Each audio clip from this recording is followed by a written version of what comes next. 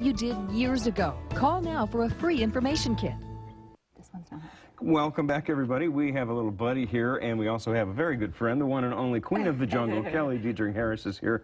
And you've brought us a lot of creatures in the past months that some make good pets, some not so much. What do you think of this one? Well, today we have a little guy from the primate family that, although cute, Kelly says not such a great domestic pet. Definitely not a domestic animal. This is a ring-tailed lemur. So sweet. Yes. His name is Andy. He comes to us from the Suncoast Primate Sanctuary. They're taking very good care of him, but they don't make good pets. Just like you mentioned, you certainly need to have a permit to have one, so you can't just go pick one up, but they're also really, really messy. They are. They can cause a lot. I had 2 squirrel monkeys when I was growing up, and they can wreak havoc like you wouldn't believe. They can. Yeah. But what animal can't be messy? I mean, well, so what? well, they're an endangered species, so it's never a good idea to keep an endangered species in your home.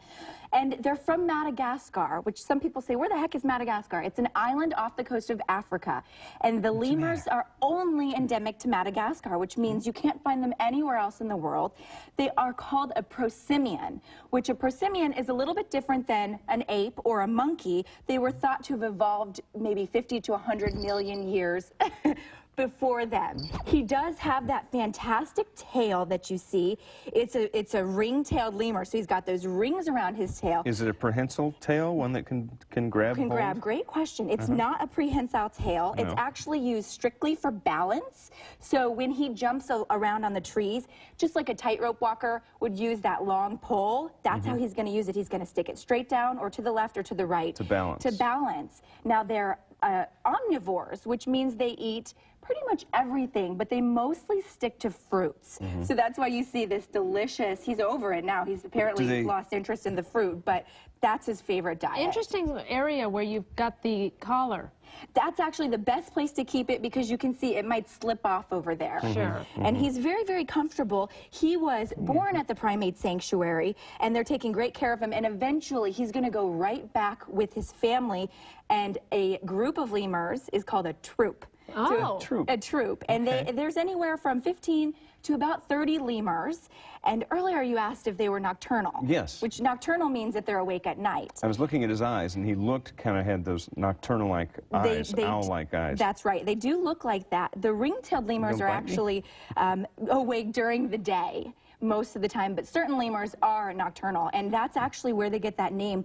The Malagasy people actually believe that their relatives are spirits inside the lemur, so they have a great history. Look how he's using his hands.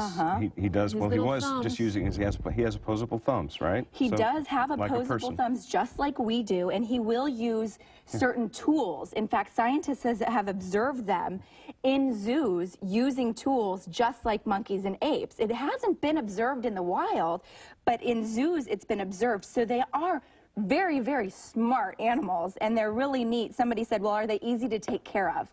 They're smart. So it's almost like raising a 3 or 4-year-old. Is a 3 or 4-year-old easy to take care of? Perpetual 3 or 4-year-old. I don't have one, but I would say no. Yeah. I can tell you that this little lemur, as sweet and kind and gentle as he is, he does have sharp little teeth, because I did end up with my finger in his mouth a while ago.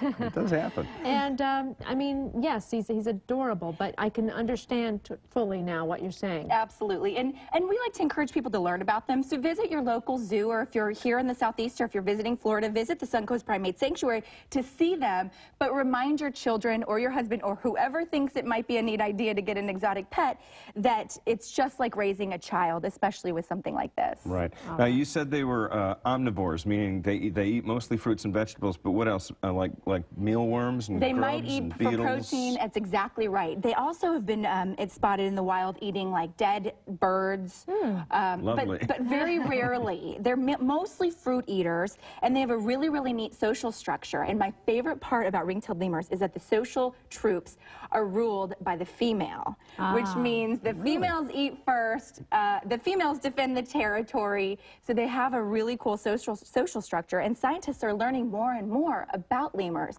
because for years and years, we didn't even know how they were classified. Well, Kelly Diedring Harris, thank you very much for bringing Andy in. Yes, Andy, thank you for joining us. Andy, as much as I'd love you to stay and be our mascot, it's it's best that you go back with your family to the sanctuary. Back to the troop. Absolutely. All right, Kelly Diedring Harris, once again, thank you very much. Thanks Still for ahead having on us. Daytime. Our movie man Sam Hallenbeck takes a look at the new film, The Other Guys. Looks a little wacky, and it features a very